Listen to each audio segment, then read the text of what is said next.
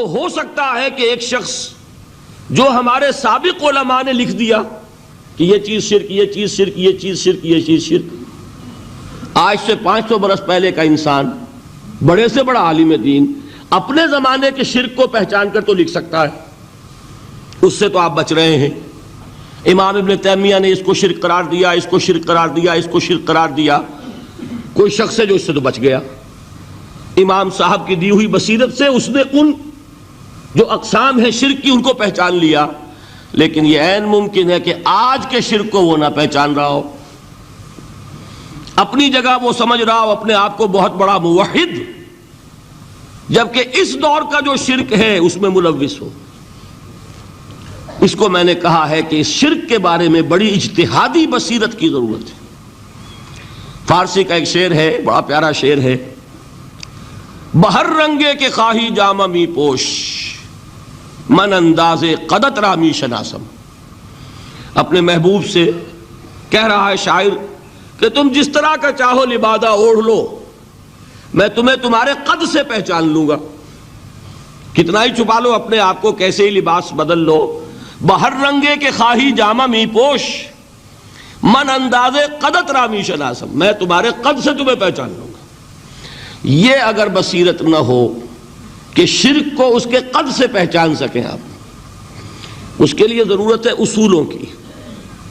دیکھیے جس طرح الجبرا کے اصول ہوتے ہیں، فارمولہ ہے، فارمولہ ہاتھ میں آ گیا، مسئلے حل کرتے چلے جا رہے ہیں، آپ اپلائی کرنے کی دیر ہے فارمولے کی۔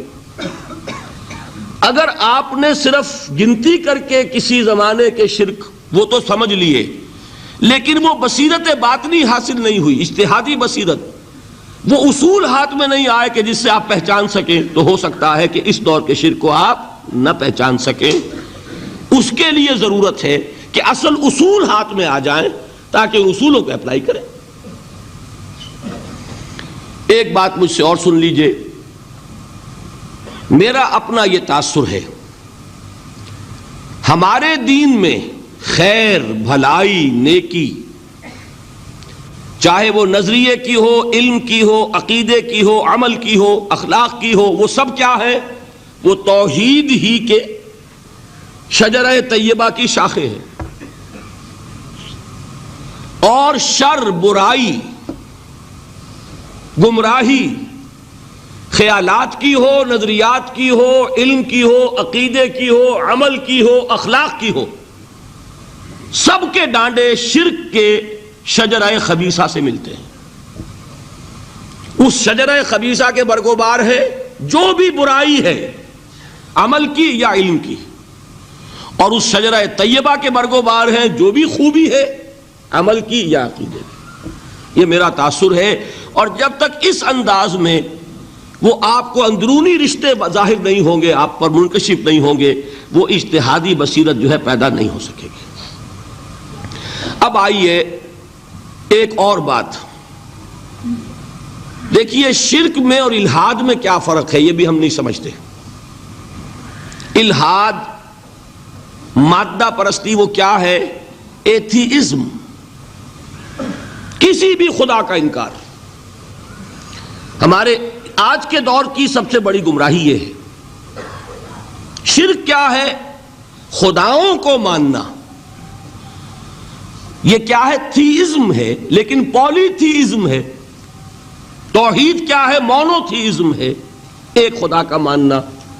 لیکن شرک کے اندر ایک اور حقیقت کو پہچان لیجئے، شرک میں ہمیشہ ٹاپ پر ایک خدا کو مانتے ہیں، باقی سارے خدا نیچے ہوتے ہیں، اوپر جا کر وہ توحید ہوگی ہمیشہ۔ کوئی مشرکانہ نظام ایسا نہیں ہے جو ٹاپ پر جا کر توحید نہ بن جائے۔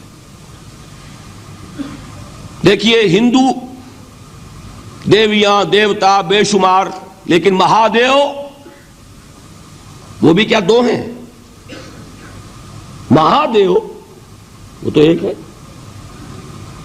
انگریزی میں گاڈز، گاڈیسز، لیکن وہ چھوٹے جی سے لکھے جائیں گے، چھوٹے جی سے لکھے جانے والے گاڈز اینڈ گاڈیسز۔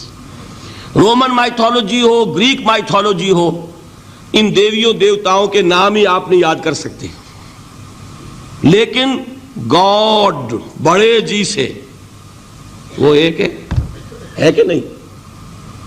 ٹاپ پر جو ہے وہ ایک ہے، اس کو وہ بھی مانتے ہیں کہ اومنی پوٹنٹ، اومنیشنٹ، اومنی پریزنٹ، علی کل شیء قدیر، بکل شیء علیم، ہر جگہ موجود، وہ تو ایک ہی ہے، وہ تو کیپٹل جی سے لکھا جائے گا۔ باقی اس کے نیچے فوج ہے دیویوں کی، دیوتاؤں کی، خداؤں کی اور خدانیوں کی، وہ گاڈز اینڈ گاڈیسز ہیں۔ عرب میں کیا تھا؟ میں نے پہلے آپ کو وہ دو مثالیں دے دی ہیں، تیسری اور ایران کی لے لیجئے، خیر کا خدا اور شر کا خدا اور،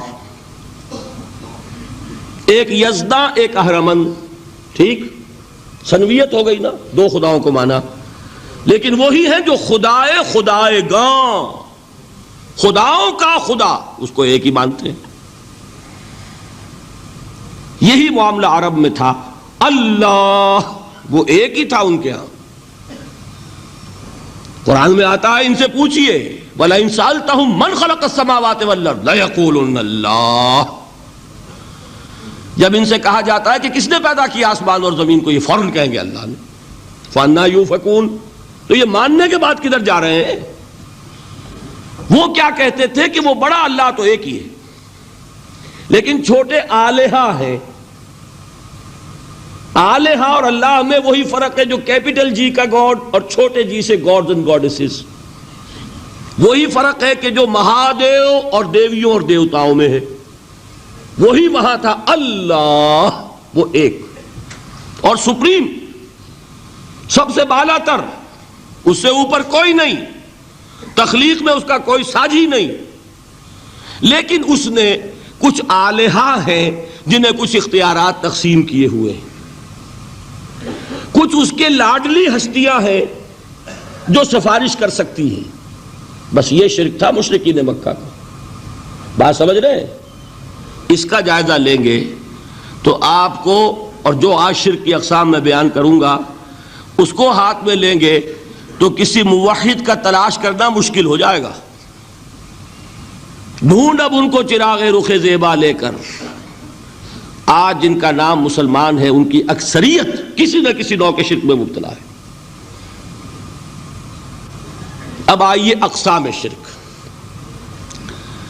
اقسام شرک میں بھی وہی کیفیت ہے جو نفاق کے بارے میں نے عرض کی تھی کہ ایک تقسیم یہ ہے جو علماء نے کی ہے، ایک ہے عقیدے کا نفاق، ایک ہے عمل کا نفاق، اسی طرح ایک ہے عقیدے کا شرک، ایک ہے عمل کا شرک۔ عقیدے میں نہیں ہے، عمل میں ہے۔ ایک تقسیم آپ نے سنی ہوگی شرک جلی، شرک خفی، ایک ہے ننگا شرک، کھلم کھلا شرک، ایک ہے چھپا ہوا شرک جو نظر نہیں آتا۔ لیکن ایک مغالطہ اپنے دل سے نکال دیجئے، بعض لوگ شرک خفی کو شرک نہیں سمجھتے، یہ بہت بڑی غلطی ہے۔ اگر وہ شرک نہ ہوتا تو حضور اسے شرک نہ کہتے، کوئی اور لفظ، عربی زبان کا دامن جو ہے محدود نہیں ہے، پھر اس کے لیے کوئی اور لفظ اختیار فرمایا جاتا ہے وہ شرک۔ لیکن ایک شرک ہے جلی جو نمایاں ہے، نظر آ رہا، ایک ہے شرک خفی جو نظر نہیں آ رہا، اور وہ کتنا خفی ہو سکتا ہے اس کی ایک مثال دی حضور نے۔ شرک خفی اتنا خفی ہو سکتا ہے، ذرا مبالغہ دیکھیے جو حضور نے بات کو سمجھانے کے لیے مثال میں جو مبالغہ اختیار فرمایا۔ ایک سیاہ اندھیری رات میں ایک سیاہ پتھر پر ایک سیاہ چیونٹی کو رینگتے ہوئے دیکھنا جتنا مشکل ہے، اتنا ہی شرک خفی کا پہچاننا مشکل ہے۔ بتائیے، آپ نے فرمایا انا افصح العرب، میں عرب کا فصیح ترین انسان ہوں، اس سے آگے کوئی مثال دی جا سکتی ہے؟ اندھیری رات، تاریک رات، پتھر سیاہ، چیونٹی سیاہ، کون دیکھ سکتا؟ جتنا اس کو دیکھنا ناممکن ہے اتنا ہی شرک خفی کا پہچاننا مشکل ہے۔ گویا کہ اس سے تو اللہ ہی بچائے گا تو انسان بچے گا۔ ایک آخری بات تمہیداً اور عرض کر دوں، پھر میں چلوں گا اقسام پر۔ میری جو باتیں آپ کے سامنے آئی اس سے ایک منطقی نتیجہ نکلتا ہے، کوئی شخص اگر حقیقتاً شرک سے بچ جائے، واقعتاً شرک سے بچ جائے، ہر قسم سے بچ جائے، اس سے بھی اوپر کوئی انسان ہوگا؟ گویا کہ یہ آخری منزل ہے، یا یوں کہیے کہ جس شخص کے بارے میں اللہ تعالیٰ یہ مان لے کہ میرا یہ بندہ شرک سے بری ہے، اس سے بڑی سند کوئی ہے؟ دی ہائیسٹ ٹیسٹیمونیل، سب سے بڑی سند، سب سے بڑی تعریف جو بندے کی ہو سکتی ہے وہ کیا ہے؟ یہ مشرک نہیں۔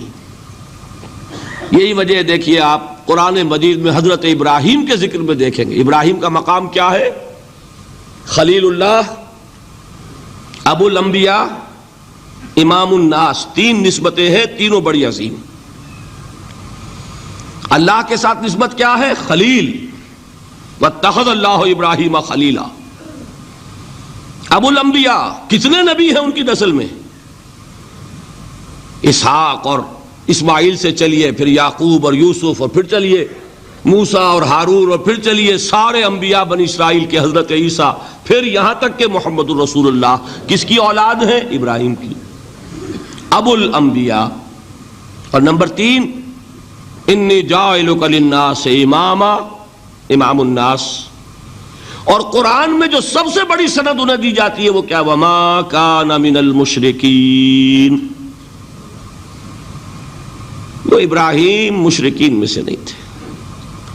معلوم ہوا کہ یہ سب سے بڑی سند ہے، سب سے بڑا سرٹیفکیٹ ہے، سب سے بڑا ٹیسٹیمونیل ہے جو اللہ کی طرف سے کسی کو مل جائے۔